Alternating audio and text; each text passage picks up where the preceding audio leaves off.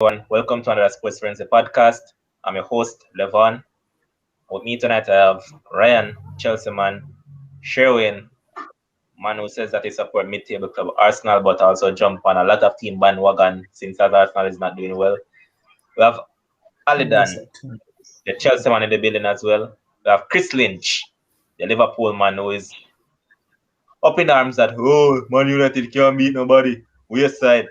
And also, we have Shakes in the building, the United man. Well, a lot of people say that Shakes is not a United fan, but Shakes clap back at a lot of them.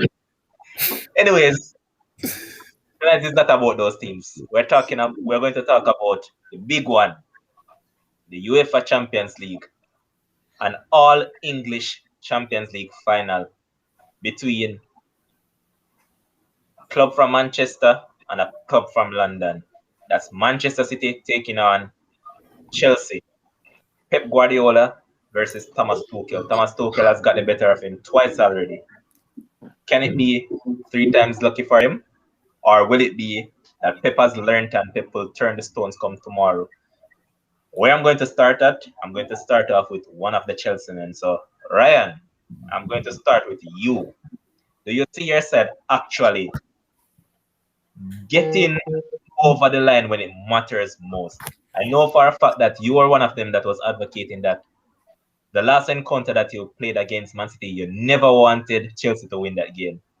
You had said that you'd have preferred a draw in that game. However, it happened that you guys ran out victors. With that being said, and all of that, could it be that complacency might get into your players and probably your coach? Reason being, you have beaten this guy 2 times already.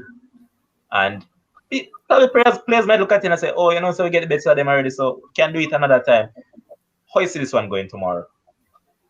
I don't see how you get complacent in a final, especially when both teams were the last few matches were rotating their squads. In this one-off game, both teams will go with their full strength squad as possible, full strength starting 11 as well as much as possible. So I don't see how you can get complacent in a final from either side. If you look at, let me not say form, but if you look at the projection, everything is going against City in the sense that they say City don't do well in Portugal and Chelsea do well in Portugal. There is also the saying that no first time UCL finalist wins. Tuchel has never lost to Pep. A feedback from one of you guys. Huh? I'm getting a feedback. All right, Okay. continue. I think it is that Tuchel has played Pep like 6 or 7 times and has never lost. But if you are to go with common sense, what's that? All right, hold on a second. I'm getting a very nagging feedback from one of you guys. All right, Sherwin, Yo, Aldan, Yes. Lynch, Yo, Shakes. here. All right, I'm go ahead. Let me hear you now. Yeah. So based on all of what I just said, it seems as if things are trending against City. But if you are to look at use common sense and apply, City should be the favorites. And Ryan, is let me not say run I'm out getting easy feedback way. from your own. Huh? I'm getting a feedback from your feed. From me? Yeah. No, All right, hold on a sec. Aldan, you want to pick up? Honor Ryan, still not hear it. No, man, I'm not hearing it anymore. All right, Aldan, go ahead. Well, I know that City is a tough opponent, and I respect the team, and can agree that City have a better squad going into the game, and is the more farm team. But I think on a 1.5 game, Chelsea have a better chance of winning in a one-legged game. So the odds may be in City favor, but I'm not looking forward to City winning this game. I'm a Chelsea supporter and I'm a Chelsea fan, and a 3-1. I'm expecting a 3-1 win from Chelsea. I think that City will put up a good fight in the early stages, but once we take the lead, we should be able to win comfortably. Wow. All right, Ryan, you're back. Yeah, man. All right, pick up. Yeah, so I was saying that um, Chelsea will not start as favorites. Even the odds maker of Chelsea underwhelming favorites and City overwhelming favorites. So we all know that Chelsea will not be the favorites. But favorites are not. That does not win a final or lose you a final. It's what you do on the day. And Chelsea will, I think, will have less of the ball and play more of a counter-attacking style, whereas City will try to be penetrative and get goals by moving around the ball and playing with a false nine. I expect them to play with a false nine. I actually think Chelsea's best chance of winning is if the game goes to a penalty shootout, because we know City over the last 2 years have not been very good from the spot, even though they beat Chelsea in the League Cup like 2 or 3 years ago, was it? But outside of that, I think that's our best chance if I'm going to be practical about this thing. Okay.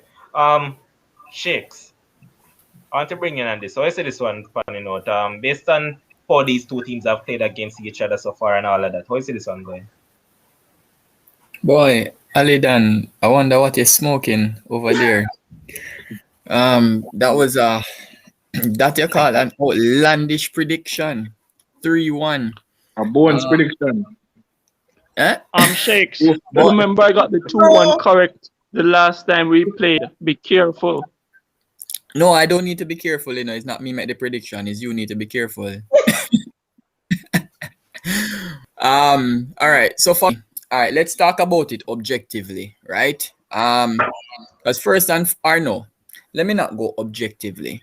Let me just say what I hope to happen and then talk about it objectively. So as a Manchester United fan, there's no way I would want Man City to win, right? That's just me. I'd prefer Chelsea to win. Not only that, earlier in the season when they had made the draw for I believe it was after the round of 16, so it was the quarterfinals. And when I saw the grouping, I had Chelsea and Bayern Munich to reach to the final.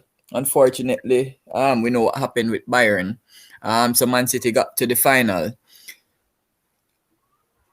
As a Manchester United fan, I want Chelsea to win, right? That's as a Manchester United fan. However, let's talk about the game objectively now. Based on the strength of the squads, we know that Man City has always had the better squad probably over the last 5 years. 5 years in comparison to Chelsea. This game, you see, I can't use the FA Cup victory. Why? Because Man City never started all their first teamers, so I can't use that match to determine the outcome of this match. Nor am I going to use the fact that Chelsea played poorly towards the end of the season, basically losing in that FA Cup final and also stumbling basically into the Champions League in 4th place in the league after they were comfortably in 3rd.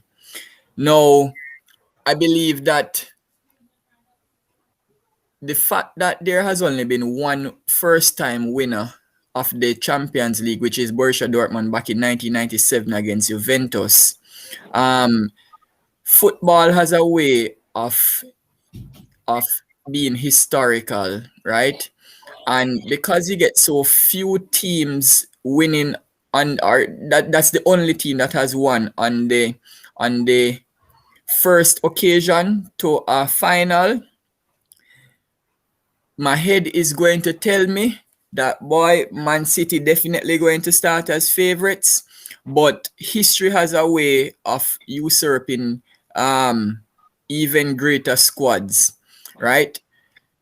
So, as I said, Alidan gave a prediction of 3-1. I am not going to go so wide and say Chelsea going to win 3-1.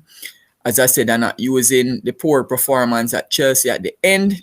However, I strongly believe that this Chelsea team, when you talk about matchups, playing against Man City is the ideal matchup for Chelsea.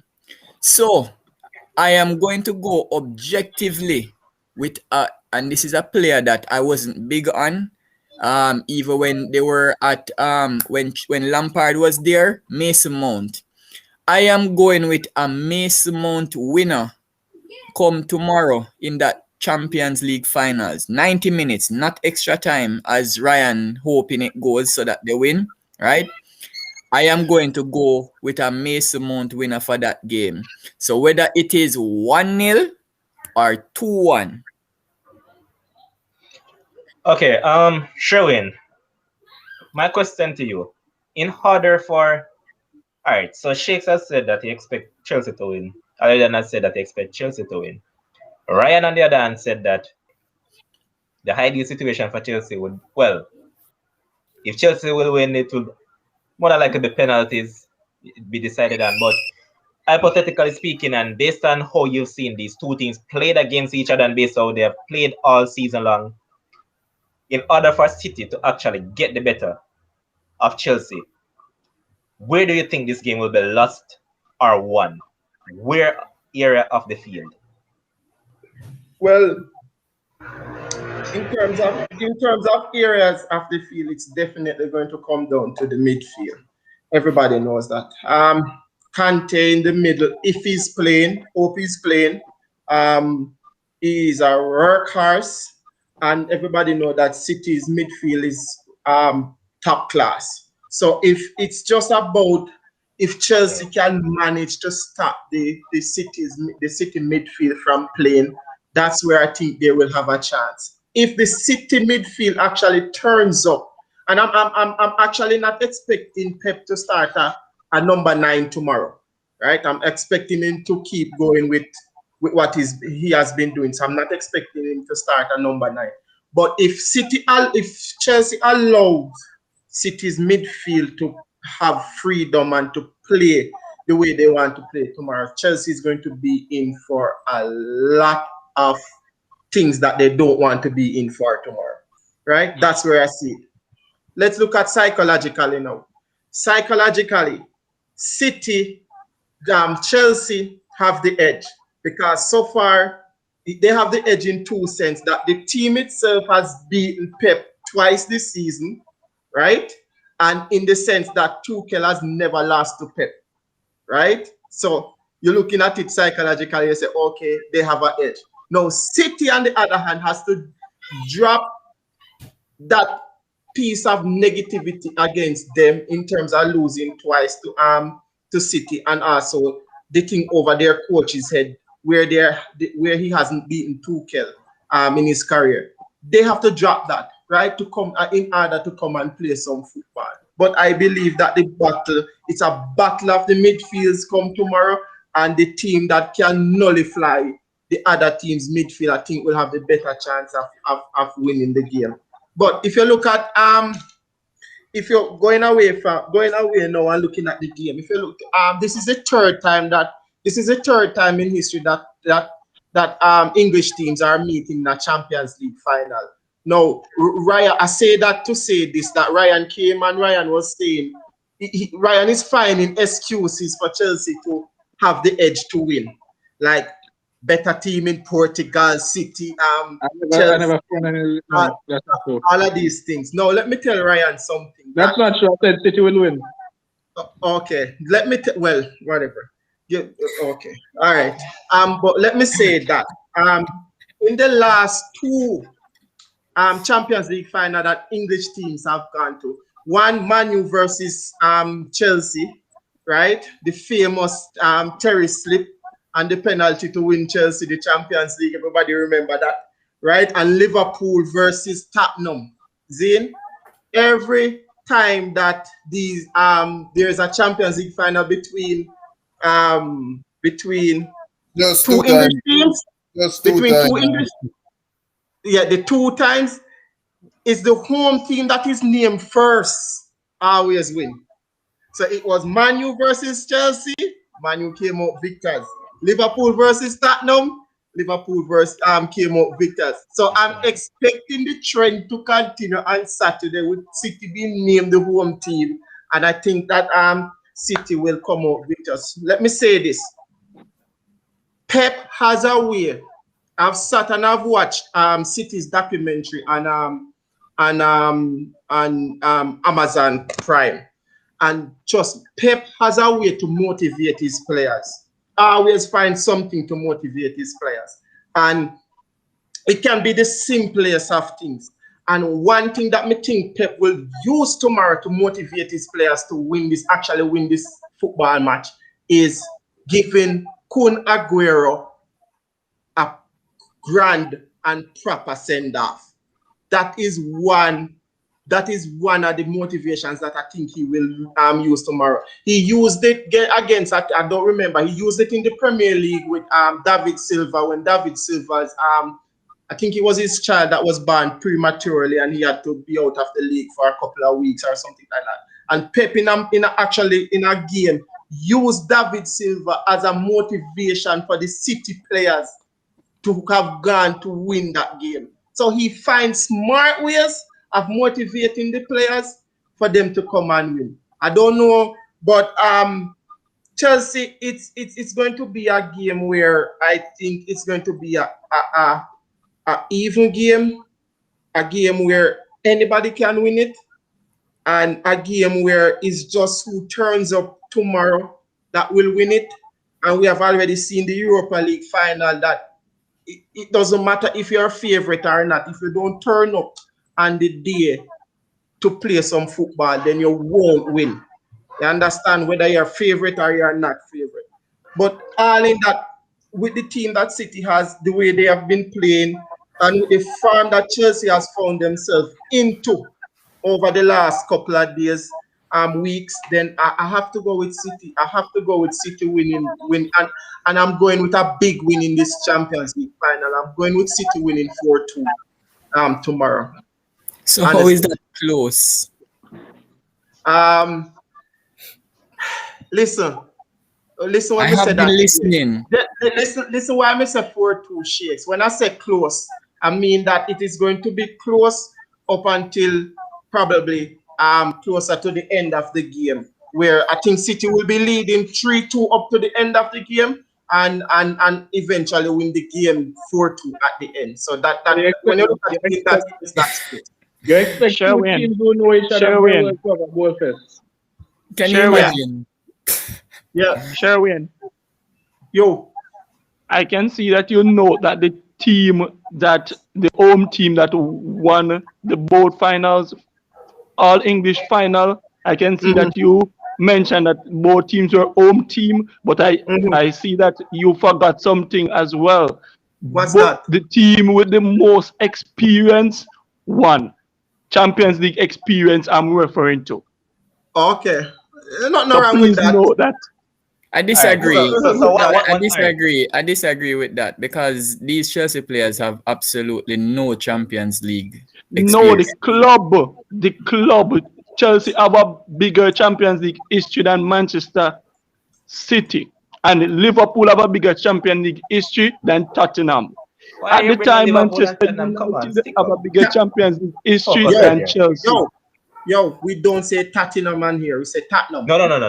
Sherwin. Tottenham. Sherwin. Tottenham. Don't do that.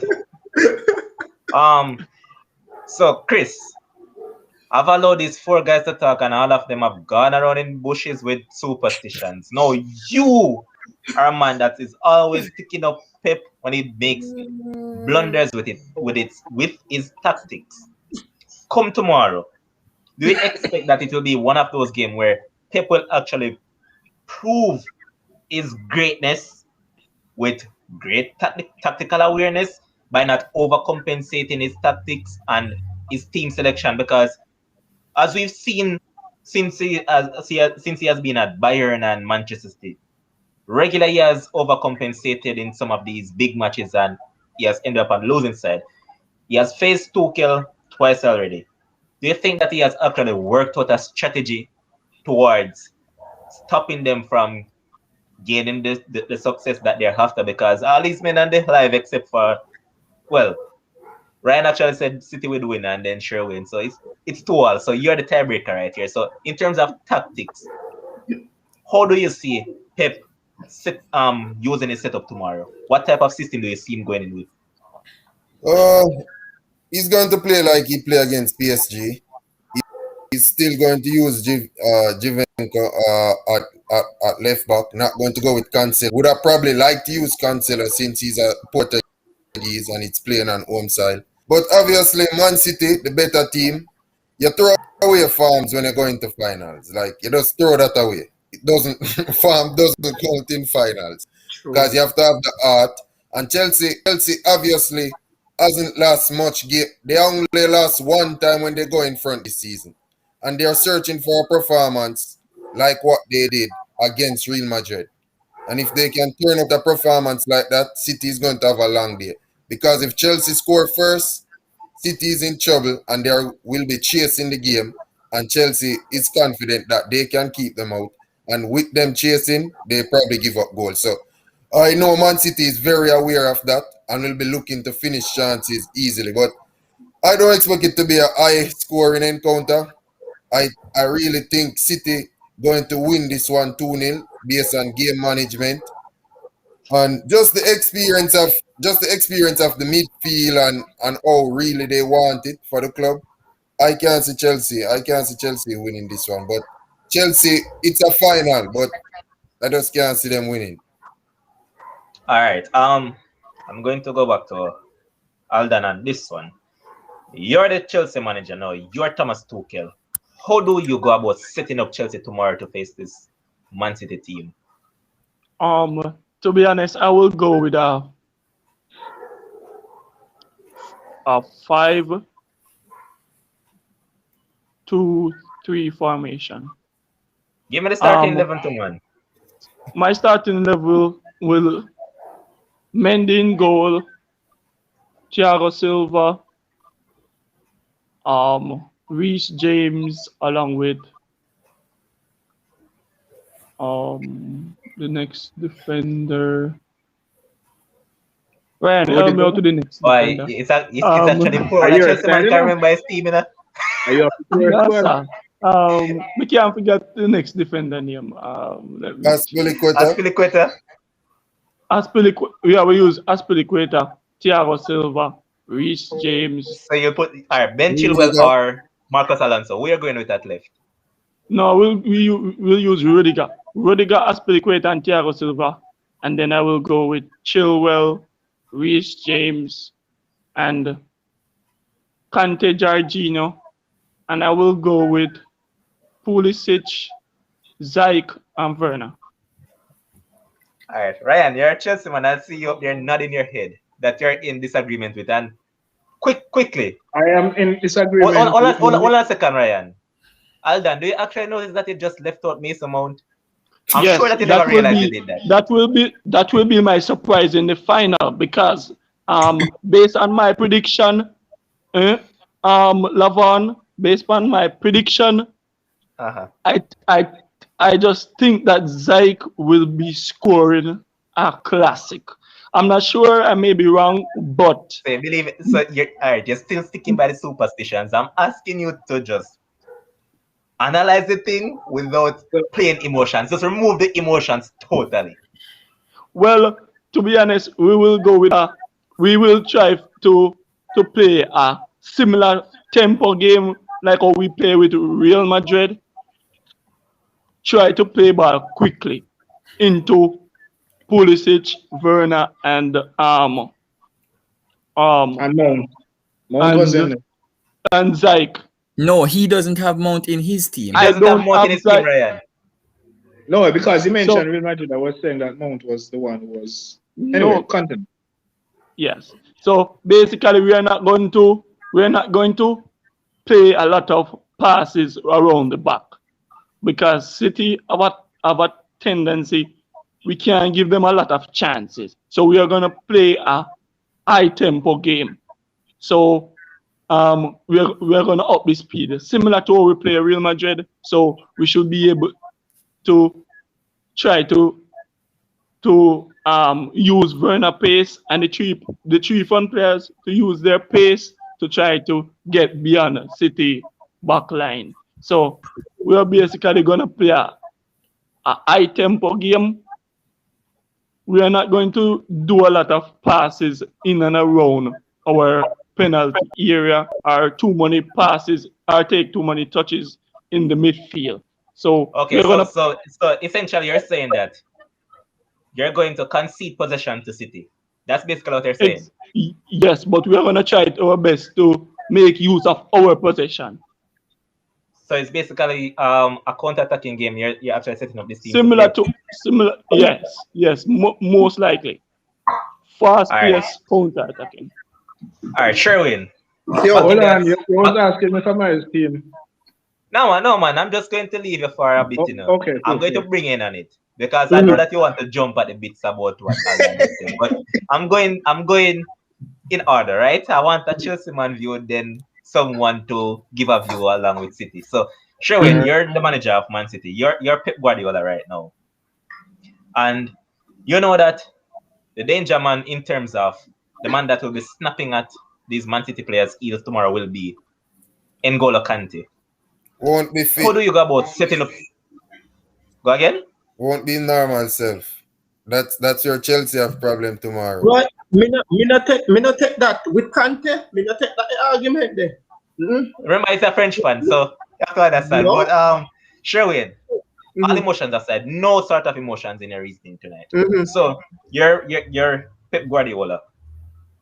How do you combat whatever approach that Chelsea is going to come with, knowingly that N'Golo Kante is going to be this nagging fellow right around the entire pitch, right behind you? No, in a sense that would possibly, if he pressures these City players, he could leave spaces for other midfielders to operate into for Chelsea. No, you're Pep Guardiola. How do you counteract that? First of all, I have to go on my bed tonight and slap myself and say, don't overthink the game. That's the first thing I do as Pep Guardiola tonight. Good. Slap myself, do not overthink this game. It's as simple as keeping it simple. But I think how Pep Guardiola speaking, I am going to press Chelsea every chance I get. Every single chance I get.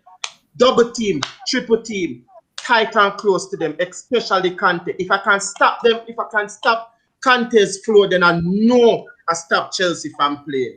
Kante will be the heart of everything that they're going to try and do, right?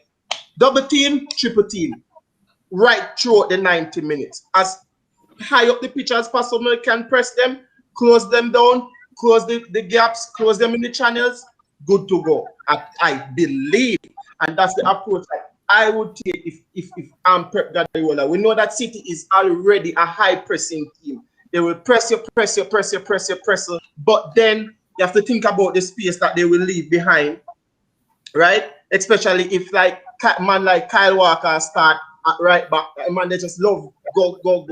So you have to keep in mind. So you have like man like Mason Mount and Kai Havertz and even Timo, where we run the channels and hurt you.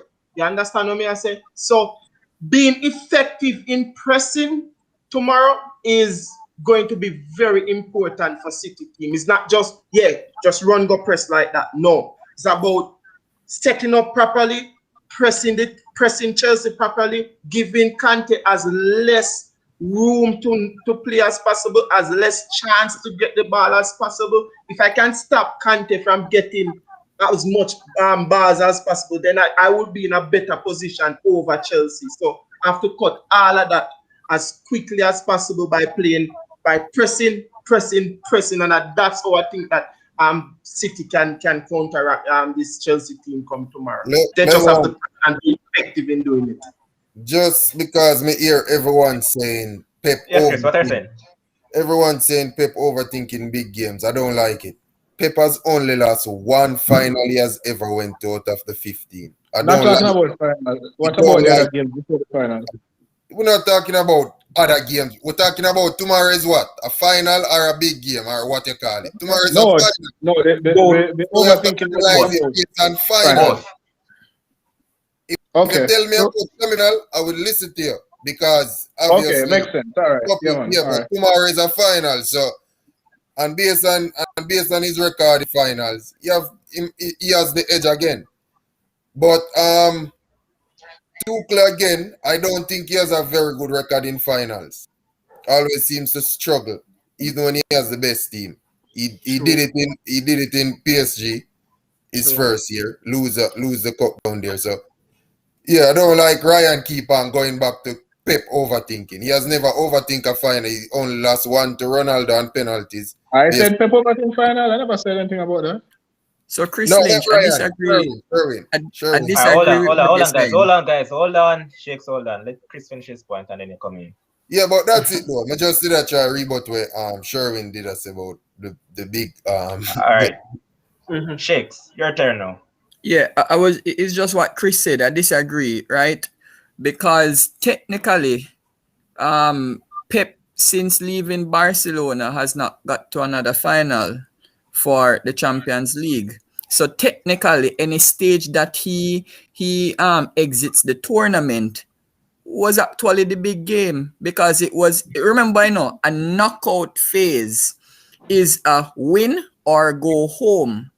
So if you don't progress, it is a big game for you, a knockout game, especially if you have a trend of losing in the Champions League after doing so well with Barcelona. It becomes a big game, right? And we can look back in history and say, but hold on, but that Bayern Munich team was a big team in terms of the starting 11, where he kept on losing, right? Over the years, for Man City, the same can be said. Man City, they have won 3 out of 4 Premier League titles since Pep has come to England. That therefore means that they have consistently had the best team in England and also one of the better teams in Europe. So automatically, if you keep on exiting a tournament before you reach to a semi-final or even a final, it means that that game automatically became the big game and you kept on losing. But you're making a point that Ryan and me agree on just now. We're talking about a final tomorrow. We're not talking about no, but Chris, nobody mentioned Pep overthinking in a final. What they mentioned was Pep overthinking in a big game. But they need to understand, Chris, it's not every match that can be qualified as a big game has to be a semi-final or final. No, it can be a first round game, depending on which team you're playing. But Shakes, I'm still not getting your point. We're discussing the final tomorrow. I'm not discussing what Pep do in a game that he must win in, or we're discussing a game that what he normally do in finals. Let me ask you this simple question, Chris. What him do when him get Tomorrow is a final. Yes, we know that. You do know that is winner takes all. What if Pep loses that match? You think the narrative going to change? Good point. That's all I'm going to ask. If Pep loses tomorrow, does the narrative change? Simple question. Let me see if I can answer it. What narrative? The narrative of Pep overthinking big games. Yeah. That is just that I don't think that. That is what you think. That's why you must ask me if your narrative change. I don't think he overthinks the game. But hold on, but it's not. I don't think that's why he loses. I mean, Shake, stick up in. It's not my narrative alone, Chris, hold on a second. remember that you said it at one point that if Pep never overthink, that's why I brought up the point to you, because I remember you saying it at once. I never ever think Pep overthink when he lost that game. Chris, I have good memory. As I told Shakes on the previous podcast, I remember you said it on this show. If you follow my line of reasoning, Levan, you would know that most times I don't blame coaches. You would know that most times I don't blame coaches. If you but Chris, you Chris, know most you times said I about don't blame overthinking, coaches. man. So hold on. So you don't blame coaches, but you give coaches praise when they win. That makes no sense. Most times I don't blame coaches. I didn't say every Make time. up your mind. Make up your mind. You're not listening. I said most time I don't blame coaches. That's like you want me to blame the Sheffield coach that Sheffield went down. Like come on, Sheffield is going to go down no matter if Mourinho was there. Alright, quick thing though. To our commenters, I'm really sorry that I can't bring up your comments on the screen. The mouse is not cooperating with me tonight. I don't know why, but it just keeps on jumping whenever I have to click on the comments. So sorry about that, commenters and the viewers. To Wally, I actually record all of these conversations, man. All these are actually recorded, so I can find it back if Chris thinks I'm actually telling a lie on it. Exactly. You're not telling a lie. You think I said something. You're not lying. No, that's what so you said. If I think you said something and you're denying it that you never said it, that means that I'm telling a lie. Come on, man. You're not telling a lie. Safe too much in it. You're not telling a lie, so you think I said it. But no, I don't believe that him overthink. Me hear people say it, but I don't buy that. Alright, see, Raheem Sterling farming fool and people are telling me say Pepper overthink when Raheem Sterling a farm fool. Like me not buy them narrative there, brother. Ryan, you've been jumping at the bits for a long while now. You wanted to get at something that Alden had brought up, leaving up Mason Mount of the team and its team selection overall.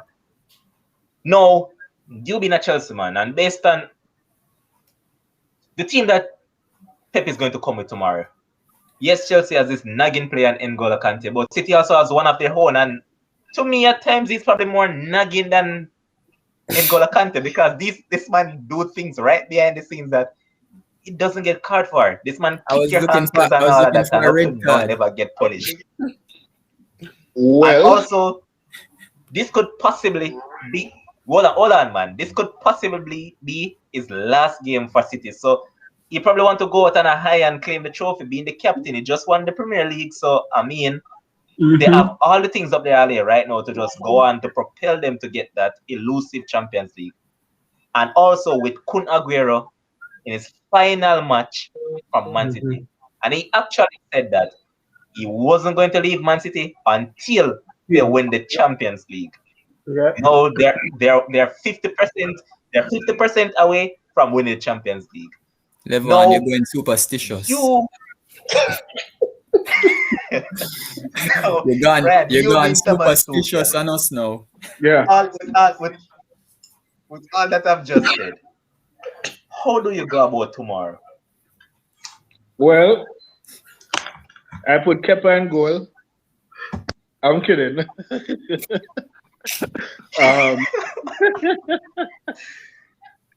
Mendy, back three of Rudiger, Thiago Silva, and Azpilicueta. I would not put Azpilicueta as a wing back because I don't see the need for that. City's front line is not the quickest. It's not like you're trying to neutralize a Vardy or something where you put Reece James and interchange Reece and Azpilicueta. So I'd have Reece and Chilwell on the flanks for their dynamism. In the midfield, I'd go with Kovacic and Kante because you need players who are dynamic to counter City's midfield. It would be nice if City were to start Fernandinho and Roger, because that would take away a lot of their dynamism in the midfield. And you know that normally when they did that in the FA Cup, Chelsea ran over their midfield totally. That's and my front three now. My front three would be Mount, Werner and Havertz.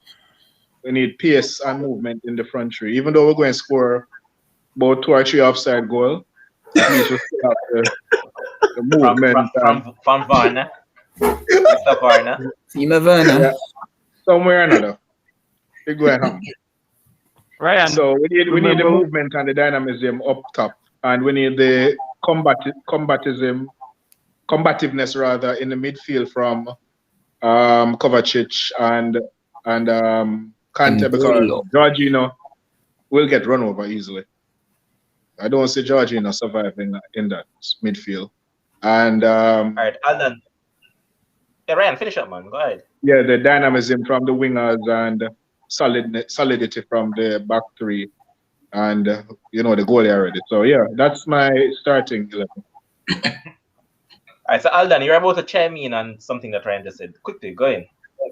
What I'm basically saying, I'm not seeing where we would put Kovacic in that game. However, sometimes Kovacic play well in an important game, so I can understand why he put Kovacic there. But the Kai Havertz, maybe gonna be a bit of surprise for me. I will go with Pulisic over him still. But you selected a good team, and as a Chelsea fan, I expect any team that we put out should do the job. Right. Alden. One thing that they should realize doing Alden, Ryan went on to further explain as to why he chose Kovacic over Jorginho. As he hinted and he said that Jorginho would be overrun easily in the midfield, while Kovacic, who is more nappy, will give you more than what Jorginho, who is slow as a snail, would actually do.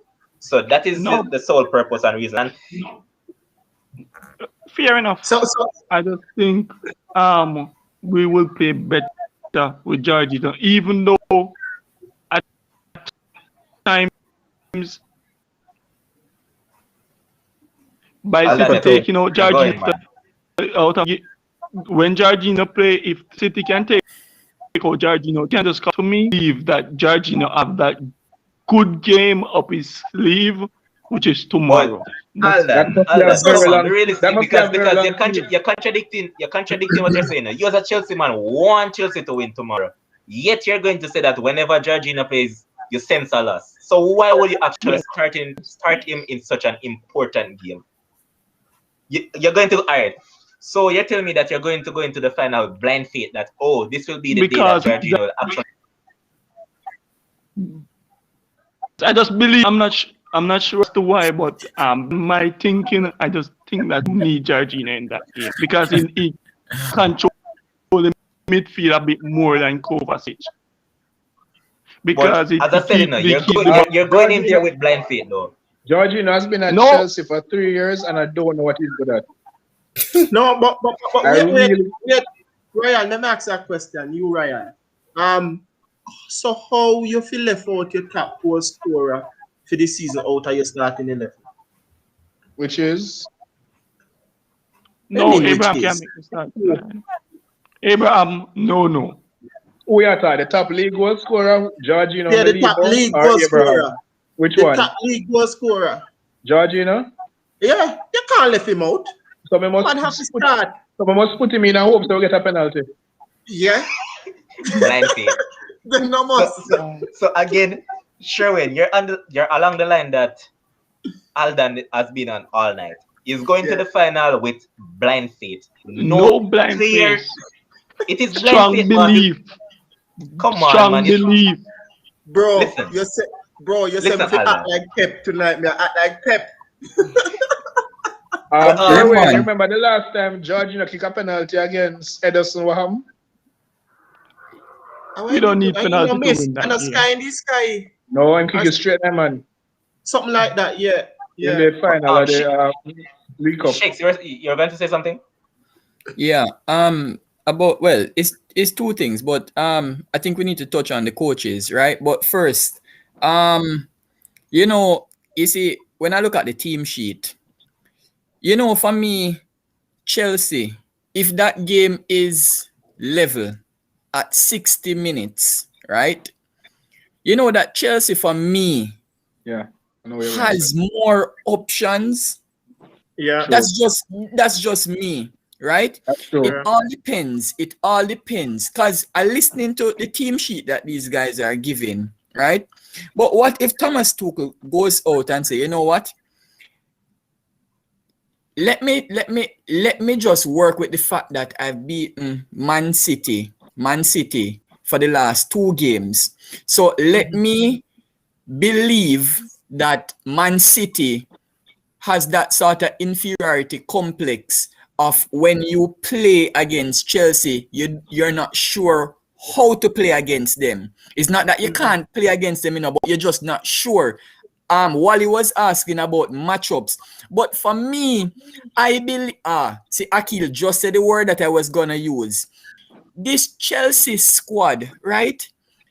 You basically cannot predict the starting 11. I can predict Man City starting 11 and get close to the 11 players that will start the game tomorrow versus the Chelsea team. I believe that there are more options because guess what? A man can tell you that, hey, maybe Pulisic starts on the bench, right? And Ziyech starts, as Aldan said, right?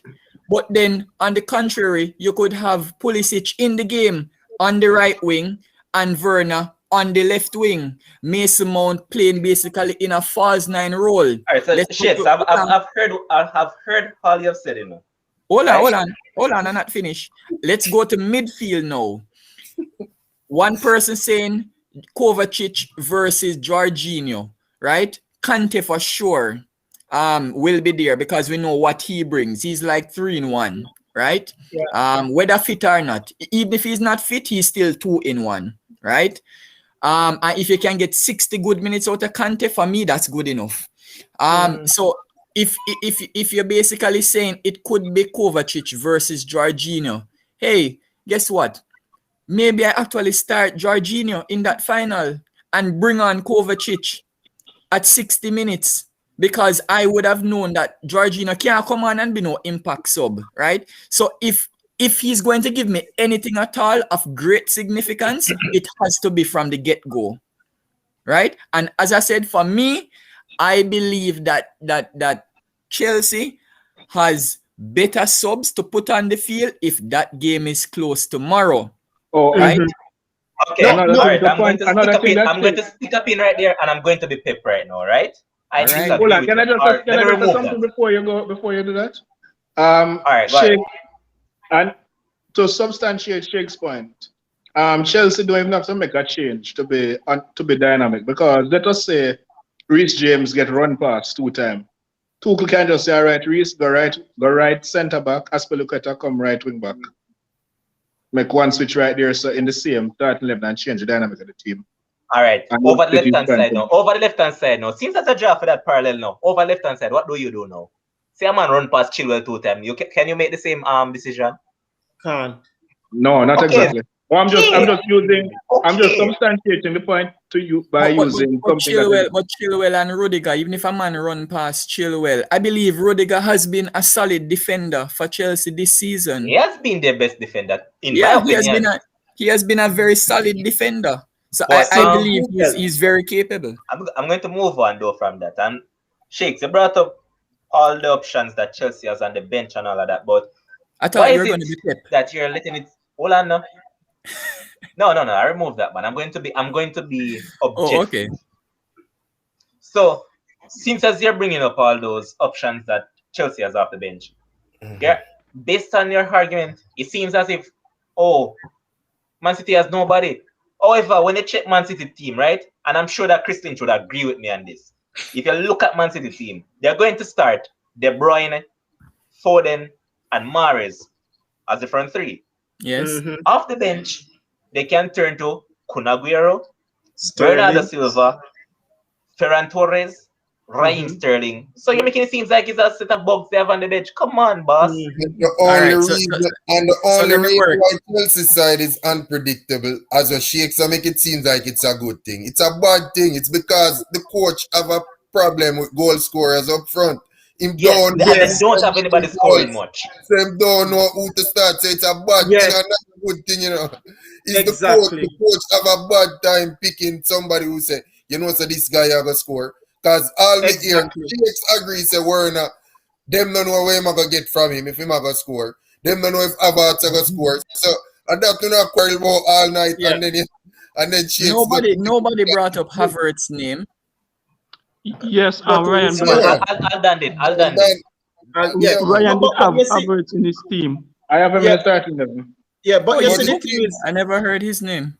but you see the Yes, thing is now, you see the thing is now for Tuchel, when we believe with this Chelsea team, is that if they actually get, I was going to say 75 minutes, but since as we're talking about 60 minutes, I believe that if Chelsea gets to 60 minutes in this football game tomorrow, they're going to win the Champions League. Why? Because I think they will have a little bit more in them than City to actually come out victors. Even more so going to into extra time. If But they're going to extra time, Sherwin, Chelsea going to Sherwin. win the Champions League. Sherwin, you know that I'm going to kill your argument again. Yeah. You know why? You remember Yeah. earlier on when you was giving your assessment, you said Mhm. that you expect it to be close up Mhm. until a certain point, and the more it gets down to the latter segment of the match, Mhm. you expect City to just run out winners. No, No, on the contrary, you're saying that if Chelsea get to 60 minutes, Mhm. then it is in Chelsea's favor now to go on and win it. Come on, Yeah, boss. no. Note that I said. I believe that up to the 90th minute it will be 3-2. That's what I'm thinking. But now the subject changed to around 60 minutes. I'm just commenting around the 60-minute mark for Chelsea. You get what I mean? But you still will be killing your whole point, because I said if it gets to 60, then you're basically No, saying that remember, Chelsea- Levon, remember that it is a if. What I brought up is a game that is probably 1-1 or 0-0. That is what Bones is commenting on now. Yeah. Versus He's not contradicting himself. Bones' original prediction is he believes that Man City will be leading 3-2 Yes. basically at 85 minutes, right? Yes. And then because Chelsea obviously going to be chasing the game, if it carry to extra time, he's Yeah. predicting that Man City will score that fourth goal. So it's No, really two but- different scenarios. No. If you look Yes, at it it, is. No, Look he's at it. correct. No, Shakes Look at and it. It's two Shakes different and Bones is scenarios. correct. Yeah, No, if Yeah, you it look is. at it, different though, scenarios. remember that you say though that hypothetically speaking, the latter the match carry on. As I said, 85 minutes, City might be leading 3-2, and they're going to get the 4-2 win. Yeah. So going by that argument, it could No. very well might be. Hold on, no. It could be very well might be that at 60 minutes the match is 2-2. So No. if it is a 2-2, Sherwin, Mhm. who would you favor now to carry on to win You this would game? still Because you favor say if Chelsea. it's close enough, if it's close. Yes, I would still favor Chelsea in that. Exactly. Because it's two different I would- scenarios, Yeah, Levon. it's Yeah. two different scenarios. Yes, Levon. All That's right. the thing. I am commenting on what Shakes and Yeah.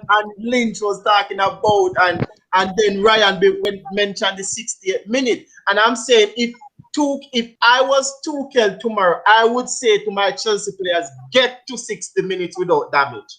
That's what I would say. I Get to agree. 60 minutes without No, any no, damage. you're adding clarification to your argument that's because right. you just leave it Okay. broadly just now. Sherwin, Okay. I have to agree with that point. So that's why I disagree with Ryan and Alidan, because obviously he's going to start the same team he started against Real Madrid. That's what he did when he went down to Real Madrid, not trying to concede, trying to make sure him take it as deep as possible, keep him team in it. Mhm. And it But, can't be nothing different tomorrow. You have to understand against Real Madrid, we did not have to do it. Kovacic against Real Madrid. We never have Kovacic. And So- we play so- a game. Can I just make one last point? Yeah, because we have to wrap up on Yeah, this is the last point I'm going to make.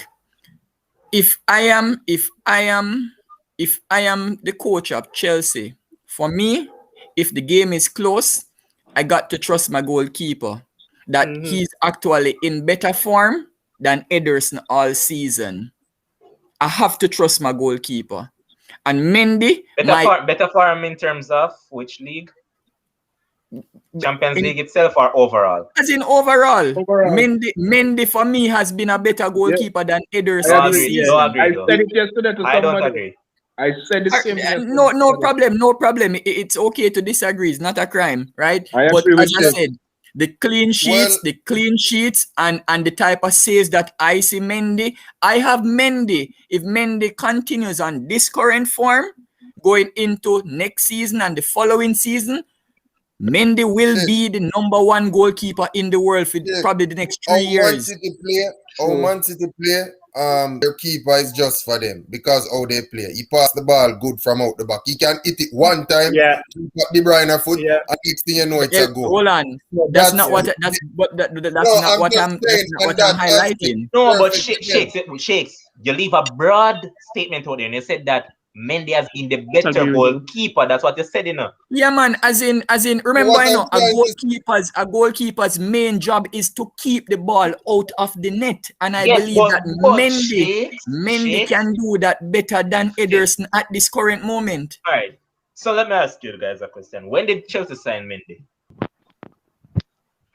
Wasn't it the last summer transfer window? Okay, so why is it all right? Since Shakes is bringing up the clean sheet argument, who won the clean clean sheet award for Ederson? Ederson played more Premier League games than Mendy. Kepa had like 3 or 4 clean sheets during the time when Mendy was there because for some reason Tuchel was giving Kepa some games. So those 3 or 4 games that Kepa got clean sheet. If Mendy had played, more than likely they'd have gotten clean sheet as well. So it would be a question though. How much clean sheet Mendy has overall? I think he got 14 in the league. He has a better ratio, as in clean sheets to games played than Ederson. But as me tell you, Shakes, Ederson over Mendy. Reason being, as Lynch was pointing out, Ederson gives me more to my team than Mendy does. Yes, attacking wise. To me, as a Chelsea fan, as a Chelsea fan, Mendy makes some brilliant save, but I'm not so positive enough in the Mendy this season. Overall, I maybe give it to Ederson. What? Maybe because watched too many games this season, but I'm not really a big fan of Mendy as yet, though. Maybe in the future, but he's going on well. I'm have to be honest. Can't kill a man for that. He's just being honest. 16 clean sheets to 19. So Sherwin, some of them you have to do the ratio. Clean sheet in clean sheet. You cannot use purely clean sheet. That's why. Because goal will score and it's not keeper's fault. What? So, wait, Levan, in the games that hold on, guys, hold on. Well said, Lynch. You have to be watching games. But hold on, Ryan, you're making all a point over here. But hold on, but just a while ago, it wasn't just clean sheets that I brought up. I said that I believe, and even when Levan mentioned the whole thing about Ederson and the attacking side of his game, I explicitly said that for me, the primary job of a goalkeeper, whether in the 1900s and 2200 when it comes, will always be to stop the ball from going in the net. Yes, and that contributes towards clean sheets. The eye test, exactly. The eye test, and how I see Mendy performing. Listen, me telling you that Mendy is slightly at a better level right now for me. Don't make Ederson a bad keeper, you know. No. Nobody said that. However, no, and I don't want people to think that, right? Because number one, Ederson is Brazilian and I'm a Brazilian fan. So we're not going to say nothing bad about Ederson. If it's Jesus me talk about, it's a different thing, right? Yeah, let's not go there. All right. I should add something. You see, some of the games that Mendy keep clean sheet in, it could argue that Kepa could have done the same. Oh, I'm just being honest because imagine one of the worst goalkeepers keeping clean sheet in the game that he played in the league. That can argue that Kepa or Mendy, any one of them was in the goal. At the time, it could argue that Kepa could have kept a clean sheet. I'm not talking about games that I haven't watched. I've watched 2 Chelsea games Well, alone. we won't have that argument from tonight. this season. All right, let's move on because I have a few other things. We don't want to have that conversation. Though. No, bro. Cause yeah, we don't want to have because it have got drawn out. Trust me. So let's go around the table again. So Sherwin, your prediction is 4-2 City. all done. 3-1 Chelsea. Shakes. Mason Mount. 2-1 or Mr. 1-0. Lynch. 2-0 Man City. And last but not least, Ryan. Hopefully, I'm wrong. 3-1 City. Wow. Ryan is I would love to be wrong. Ryan. We can't move on from the prediction without getting one of the most important person who makes the show The possible. producer, Prediction. man. So, Mr. Producer, what's your prediction for this final? City will win 3-1. So you're agreeing with Ryan that City will win 3-1. Yeah. So the producer is on your side, Ryan. No, I it's can't not. believe All right. Chelsea fan. In terms of the host, all the host has to say, the screen is blue. I have on a blue shirt. A blue team will win tomorrow. But look at the shade we have on. Wrong. Yeah, shade Yeah, of blue when it said- shade matter, right? Man. What you're saying? The shade of the blue matter, right? If it was Man U playing, Shakes would have picked against Say Man no U. more. Don't think I don't have backup. You're Bertie. No, you have one. What is the one you have on me to talk about? I said, I want to have one. No, that's small. Talk to me now. That one is small. You see these plenty goals that No, are here. I you don't guys? see it happening. When was the last time a final for Champions League had a bag of goals? I don't know What do I where know? Sherwin. I don't know where I believe Sherwin. Manchester United. 2005, maybe, I remember. 2005? All right, so you guys don't even remember one of the most recent I believe games. 3-1. I believe 3-1. Manchester United 3-1. No, If- there was a Barca more did- recent game. There was a Barca more won recent 3-1. game. Juventus, thank you, Akil. Juventus versus Real Madrid. Real. Yeah. Was it the one that went to extra time? No, it went to No, no. 4-1. 4-1. Not 4-1. Ronaldo at the double. Yeah, 4-1 that did done. Yeah. Well, Atletico was extra time, so that was 4-1. Yeah. I just Yeah, remind that that was- was the one that went to extra time. That was Gareth extra Bale- time. Yeah. That Gareth Bale stood out in. No, me the pan fire for where they are too, so you just have to go with me 4-2. You understand? I prefer the prophet in this occasion. On this occasion, still, you know. Which is Alidan. No, man. Ryan, the prophet. Ryan, one profit. But to be honest, though, Sharon has been on form. So, guys, just buy the game for GG. If you're a betting man, GG. Yeah, true. Might be possible, might not be, because as I said, when it comes down to finals, it's like a chess game. That's how I see it. It's who is the better player. We're saying, yeah, it might not happen. We say 1.5 is the best for tomorrow. That won't put any money in the pocket, man, because that will probably play about $10. Just put a I'll give it 50G on it, man. Let's see how brave them be. But as I said, when it comes to final, it's like a chess game. Let's see who's the better player come tomorrow. Chris, you missed Wednesday's show, but you're here tonight and you're cussing us about no basketball and it's time to talk about basketball. But before I talk about basketball, one Shelley Fraser Price ran 10.84 seconds today to somewhat hush some of the critiques that are saying that she shouldn't have moved on from Frano because she's currently coaching with Ronaldo Walcott at States. And she ran fairly well today with a positive 1.1 meters per second win behind her. And it was a good race overall. Sherwin, you're a man that is familiarized with Ronaldo Walcott. Yeah. Do you think that he can push Shelley and Fraser Price to go on and win this Olympic title? One of the things that me love about Wildcat is that he's motivated by success, and he works really hard, And he believes in himself and in his ability, and that is what I believe that has gotten him to the point of his career that he's at now, coaching the likes of Shelley and Fraser Price. Do I believe that he can again get the best out of Shelley? I absolutely do believe he can. She has seen something in him that she in herself believes that he can actually help her to get back to her best. And the race today is a sign of that.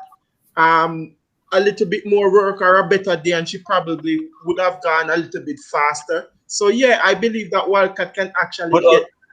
Sherwin, Yeah. I never know that you're this good at analyzing track and field. At least it makes some sense. But key thing that you point out, you know that you have become accustomed to her having a bullet start always. Yeah. Today it was more on the reserve side of start. Yeah. If you actually look at the race in depth. Yeah. And it was more to the latter part of the race that she started to move away from her opponent. So yeah, I believe you're onto something. Oh, But yeah. Shakes, the jumps is where a lot of people are saying that they expect Jamaica to actually do well in. And you have Shanika Ricketts who jumped a PB today, 14.98. But she's way behind the super athlete in Yulimar Rojas. This girl has gone 15.43 meters this season already, just 7 centimeters away from the world record. And it was just the other day I was actually looking at her and I was saying that this girl is just 25 years old. Just 25. And I just remember that it was the other day that Catherine Ibarguen actually left the sport. And, well, I mean, she didn't really leave, but she's not performing up to par anymore. So I'm saying, if this girl is just 25 years old and doing this well, can you see her further going on to breaking the record? Or do you see before this season end, Shanika Ricketts can get over that 15 meters mark? Boy, you know that Shanika, I've always been impressed by her, especially the fact that she has burst onto the scene. It was a silver medal that she got, I believe. It was a silver medal, yes, at the World Championships. Yes. But guess what?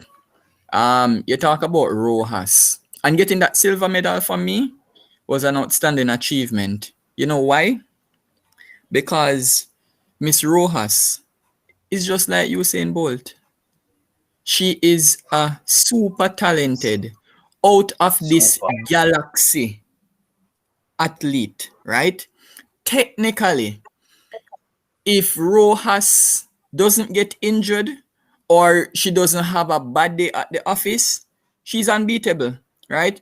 And basically that is how Usain was in his prime, right? And sometimes, you know, even I remember the high jump at one point used to be a highlight for the female side, outside of what was going on the track in the 100 and 200, right? And for me, you always have a shift where people can basically be entertained and engage in what is going on. You're not there, but you feel as though you're there because you're just there. And especially because she has come so close to the world record now, right? The 7 centimeters short. Technically, the next time she goes out to jump, there's good conditions. In your mind, you know, what you are expecting of her is not to win anymore, you know. Can she break the world record? Yes. And that is the level. One thing though, Shakes, that is the level Shanika would have to try to get to. One thing though that I would like to probably look at.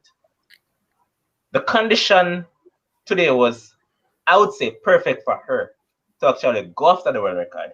She won the event with, I believe, 15.11 meters. I believe that was what she won with.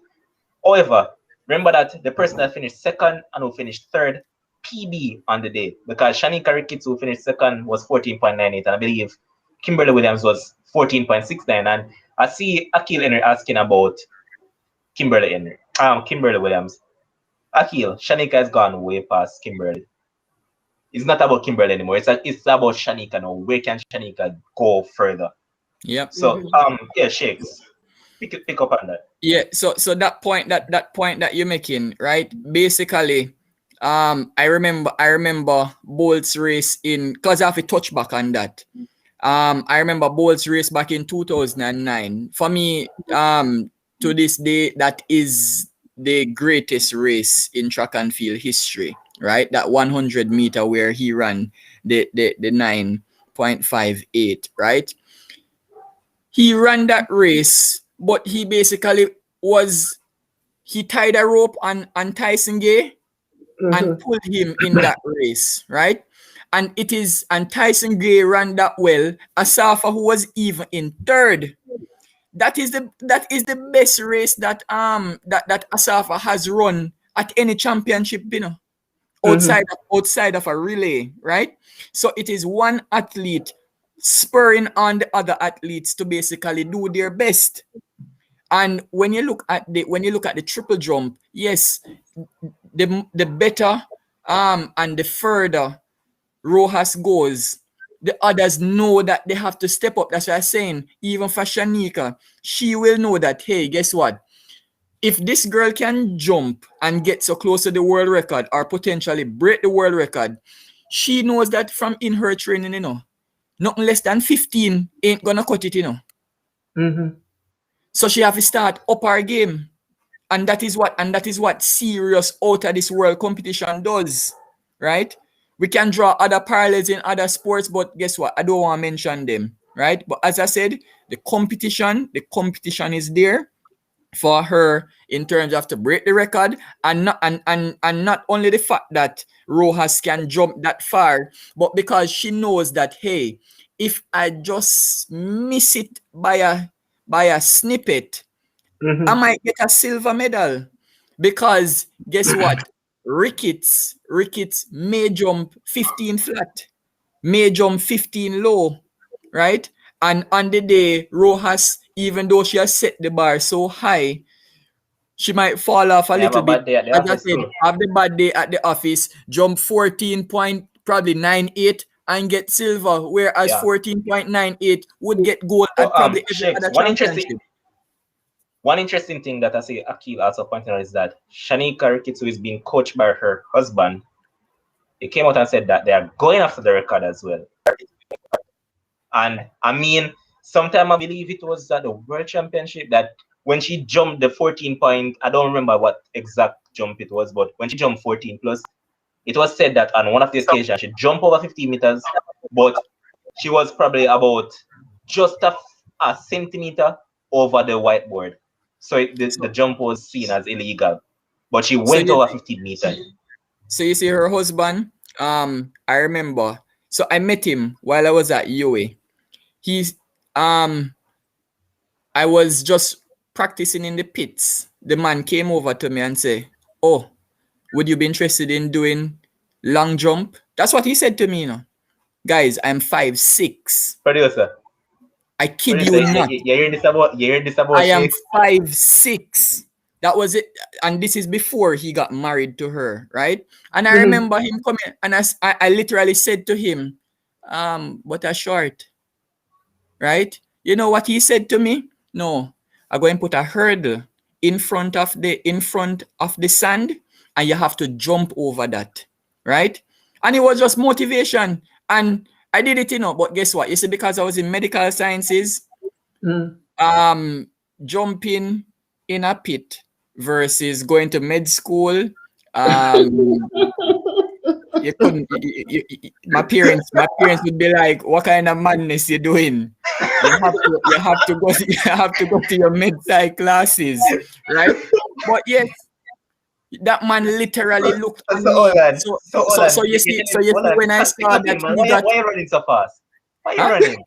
Stop running, man. With what? So producer, here's what's happening. We could probably be here talking to Shakes, the athlete, rather than Shakes, the doctor. Right. Listen, Levon, let me tell you something. You see, if I was 4 inches taller, maybe, right? but I'm a little bit too short, right? but I know, and I just bring it up, just the whole motivation factor. Yeah, man, Because I see the parallel that you're drawing, man. yes, the fact that this girl was basically taken out of nowhere to winning a silver medal. True. The same way Stephen took Tajay Gale from nowhere to winning. So sometimes you spot the talent, but you're able to motivate, basically chart a path for somebody to show them that, hey, guess what, this is actually possible, right? So even when you mention the fact that he's gonna be talking to her and him saying that they are going to be challenging for the world record, yes, go for it too. Because guess what? The only way is up, meaning further in the pit, right? And going further in the pit, because especially because you know that Rojas is there, that superhuman talent, right? That is something that is supposed to spur you on. Is not just going to the Olympics or the World Championships and just saying, oh, let me just try get a medal. No, you must be trying to do your very best on the day, right?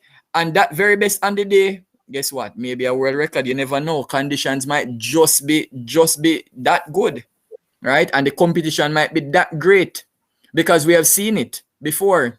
I will give one example: the men's triple jump. That is always an exciting competition, and that is because that we're men that actually follow these events a lot. And when you look at the chicks, when you look at the triple jump, the long jump, these are always competitive. Right across the board, you always see competitiveness. Because as I pointed out, one of the American names slipped me right now, but I remember Taylor. Remember Christian Taylor, man, the other one, Will Clay. Yeah, Will Clay is the one that I was trying to remember. Remember that Christian Taylor was always beating Will Clay until the man just get motivated all of a sudden, and guess what happened? The tides have somewhat turned, because it's now Will Clay that is the man to beat. And remember that you had the Portuguese, I believe his name is Pedro. I don't remember his last name. I don't want to call the wrong name. Yeah, he's Portuguese. I know who you're talking. Always around. Picardo. I believe that's the name. Pichardo. I believe that's the name. So yeah, if you look at it, the competitiveness always spurring these guys to go on and do better. So I mean, since as Roas is this supremely gifted athlete, why wouldn't it influence Shanika Ricketts? And thanks, Chris, for also pointing out that Chris Fuller talking about now, not Chris Lynch, for pointing out that earlier today she also jumped over 50 meters, but again it was a foul. That is Shanika Ricketts. So they actually keep on going after it, because as I said, Nashik, he puts hurdles in front of people for them to clear barriers. So yeah, man, that we know that she can definitely go after this record. Just to top it off to Levan, because based on what Shakes I say, we have been doing good in jumps. Like I think the men's side of the jumps, we have Ajay, and I think there's an next guy in college that definitely qualified to go to the Olympics. So more than likely we're going to have two on the men's side going on both the triple and long jump, I think. And you see, Levan, sometimes that's the evolution, that's the evolution where we won many medals in the sprints. If we can go and get some medals in the field events while we wait on some of these youngsters to come up, right? Because really and truly, this is Shelley's last Olympics. Akil, it's not Wayne Pinnock. Wayne Pinnock is not the athlete. I'm trying to remember his name, but it's not Pinnock. I'm sure. No, I think he's referring to me, Levan. I think because Pinnock is probably one of the guys that. I know, man, Chris Lynch, but I'm saying that the guy that has qualified is not actually Wayne Pinnock. I saw it the other day, but I don't quite remember his name. I know that it was a former Kieran McLeod, a former Kingston College athlete as well. That's the name I was trying to remember. But yeah, Shakes. Remember that from the previous international competition that took place, that Jamaica did poorly in. I came on here and I said it, not this show, but on a particular radio station, and said that Jamaica need to move on from just keep on sticking in the brains that, Focusing on the if sprint, nothing in the yes. sprints, then nothing. No, come on, man. Let's support the field events. That's where our joy is at now. Because in the field events, as we mentioned, we have the jumps. Then we also have the discus for men, where Frederick Deckers has been doing supremely well. So, I mean, if we can build up these athletes while trying to build up the next talent to come through in the sprints, why not? Because sports is a cycle. I remember that Jamaica was somewhat on a dormant part for a while before Usain Bolt Very and others. long. It's just a cycle, and we just have to just accept it. Yeah. We can't just keep on saying, oh, where's the next one coming? Oh, where's the next Usain? No. These guys are themselves, and we have to just let these guys be themselves and see how far they can get. We're not going to just put pressure upon them, say, oh, the next Usain Bolt and things like that. No, we won't. And for me, now, I like, obviously, I'm somebody that likes competition, right? I like competition, and if you're not competing, there's no way I can back you. If you're not competing, I don't like participants, right? Listen, anybody can participate. Not everybody can compete, right? I like when people actually compete. When you have a commentator on the day who is not sure who is going to win, or even if a man is favorite, listen, there might be just something that might slightly be off, and It's you're just like, like the 100 oh, meter right now for men. exactly. You can't tell who's going to win it. The Exactly. 100 meter for women. You're basically questioning who is going to win on the day. That is what sports is about, because not only that, it provides the entertainment value that we seek. Facts. Right? Facts. Listen, as humans, we like satisfaction, right? And we cannot go around that. True. It comes down to ego, but we like our ego being satisfied. So guess what? That's it. Chris. By the way, and Shelly Levan, Shelly look heavy today, and if she run 10.84, brother, when I look at the race, she look like she under a lot of weights. She still look like she under a lot of weight. I'm sure you heard what Sherway said as well. And imagine. You see, I never touched on the Shelly thing, but I will say this, because Sherwin was talking about Walcott, right? But guess what? Shelly don't need Walcott to motivate her, You know why? The biggest motivation or motivating factor for Shelly for this Olympics is that if she were to win this gold medal, now tell me, who would debate reasonably that Shelly Ann Fraser-Pryce is not the greatest female sprinter in all of man and womankind? Brianna, I heard Brianna coach and commentary already giving her that praise today too, while the race, because he was doing commentary and he was saying she's the best to ever run 100 meter. He was giving her the praises. So let's face it. I don't want to touch much on it because I want to bring that for a different show, because I haven't been able to touch on quickly. But can we really argue with that? It's hard to argue against that, But Chris, before I move on, final thing on track and field, one that Josh Carl would actually be proud of, the producer. Natalia Gould actually came second today. She broke the 2-minute barrier, and you just can't keep, as Sheikh said, you just can't keep on looking upwards, not down. So just hope that she keeps on improving as the season goes on, because she's someone that I had high hopes for her from she was in high school, but she hasn't touched the international scene as much as I would have loved. But let's hope that it's her time. Now, on to you, Chris. You've been watching the NBA. You've seen quite a lot of action. What do you have to say about it? Because the floor is all yours now, because you missed a brilliant show Wednesday. So the floor is all yours now. It's been a good playoff. I think I don't, everywhere I go, sometimes I just hear people that I don't even know talk about sports talking about the NBA, because it's been really good. The talent is everywhere and every team, and everybody's showing up. Most of these young guys that's having their first playoff games are showing up, and that's when it's not like, oh, Levon been in the league for 12 years. No one cares about that anymore. The young guys are showing up, and every night you can't pick a winner really. probably at Brooklyn, you probably say, oh, Brooklyn Bucks looking very impressive. Every game has looked very tight, and most games has looked very tight. And you can't, no one really your favorite. Watching, no one can really say they really feel confident that this one team must just going to win. No one feel that way. Because they're not participating, Chris. They're competing. They're competing. That's the key. But, Everyone competing. Chris, you've seen all these guys so far. But which one of these youngsters has impressed you the most? And don't tell me about Ja Morant, because Ja Morant has just been out of this world.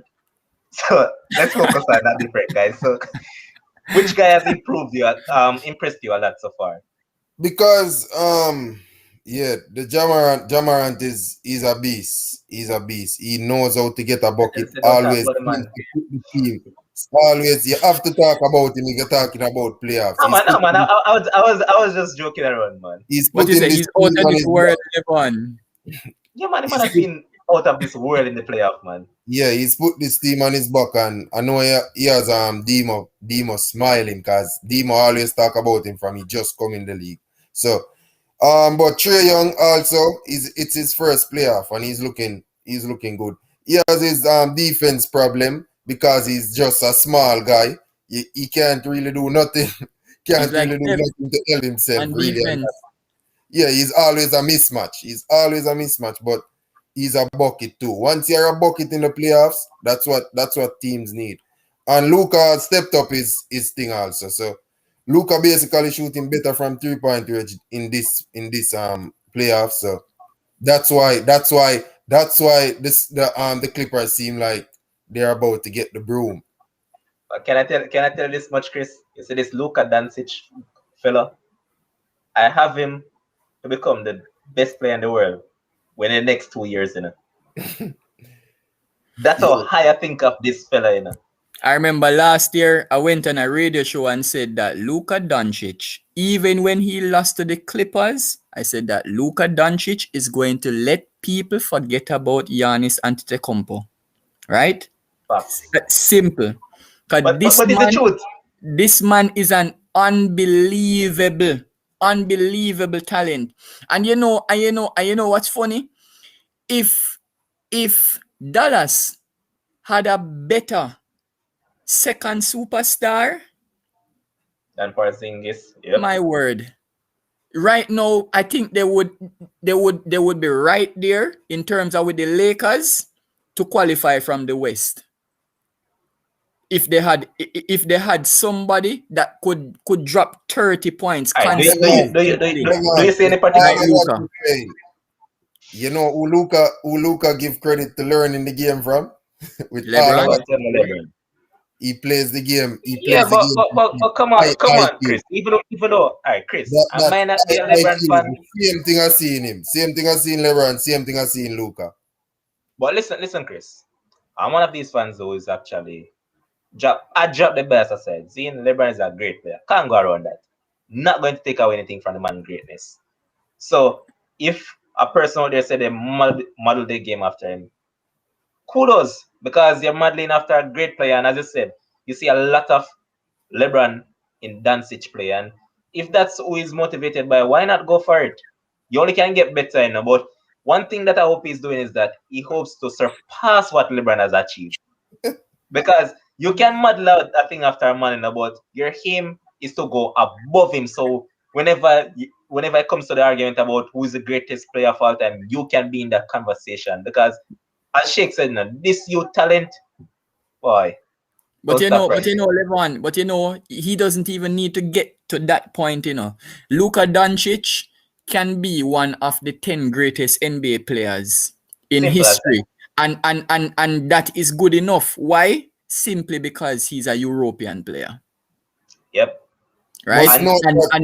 And many people, they are not big on Europeans, you know. They're not big on Europeans. So him being considered as one of the 10 greatest, once he continues to dominate, he wins some championships. Because for me, he just need like around 2 championships, and people will have him there. Because we all know, you know, that that teams can change. People can get traded, right? So we don't know what the future holds. So for me, 2 championships might just be good enough for him to be ranked among the elite. Yeah. All right, Christian, about to say something? Yeah. Paul George and Kawhi Leonard is no soft defenders. They are 2 of the best wing defenders in the NBA, and they don't have an answer for him. That But, tells And the you. reason and the reason they don't defend him, Chris, is because they know they're going to have to expend too much energy trying to They stay don't with have an him. answer for him. So But it may limit their you made a offense. key point, that I was going to say it until it slipped me, but if you notice in Dallas, right? Remember that they initially had a European that was the face of Dallas right throughout in Dirk Nowitzki. And now they have another European as the face of the Mavericks again in Luka Doncic. So there's someone that actually has a particular module that they're following along in terms of a European player as their main player on the roster. But many people will want to play with Doncic very soon. You see, especially well, let me say this, because at the start of the playoffs, when you asked me, I said that Mavericks were going to beat Clippers, right? So I always had them to get to the conference finals to play against the Lakers. Whether or not they lose, players will want to play with Doncic. All right, Chris, any final point? Yeah, so basically, I think like what Sheikh said, he's the man of the moment. You cannot be leading the Clippers 2-0 and you go anywhere else. You have to talk about him. So he's basically the man of the moment. Mm-hmm. Agree. And this is where we call it a night on the show. It was a very good show. We started off by talking about the Champions League. Some people said that Chelsea will win. Some said that Man City will take it. All I hope for being those is that we have a good Champions League final, because over the past, probably 2 years, final has been somewhat boring in my estimation. Lack quality somewhat. Just hope to see a good game tomorrow. Hopefully, I won't be disappointed at the end of the day. And then we touched on some track and field, discuss Shelley, Shanika Ricketts, Yulima Roas, and Natalia Gould. And we end by talking about some NBA action. Chris missed Wednesday's show. Don't know how comes he missed such a good show, because Devin was here in his element. He also gave you a shout out, He gave you a shout out as well. And I disagree with a few things that Devin said that night. But too bad I was traveling. Yeah, man. Too bad I was traveling. Shakes, no worries, man. Devin will be here. And I didn't get to tell Shakes and the Manchester United clan Levon and Bruno. I didn't get to tell you guys condolences to the last. Bruno cry for you already. You don't have to cry, Bruno cry for everybody already. Chris, so you and Levon. We don't cry around here. We don't cry around here. I'm sorry that I value my laptop so much as I punch you in the face on the screen. but this is where we're going to call it a night. Thanks to Shakes and Chris, who stood by me for I don't mean literally. Let's start for the 133 minutes. Tell Josh Carl condolences to Josh Carl. I don't need to hear. Josh Carl, the man don't want to feel any at all. But thanks to Ryan for passing through, Halidan and Sherwin. All those guys were a part of the show, and they make it once again a good show. And this wouldn't be possible without our producer Josh Carl and our viewers. It's you who we as Sports Frenzzyy do this for. Without you, we're nothing. So I want to say thanks to all you guys, for the first time viewers, the regular viewers. Bless up to all of you. And Chris, Josh Carl said, know yourself, man. Because Brazil not going away, and nothing not going nowhere. Coming home. Strictly coming home. Shakes, bless up. People, bless up. Until next time, peace out. See you.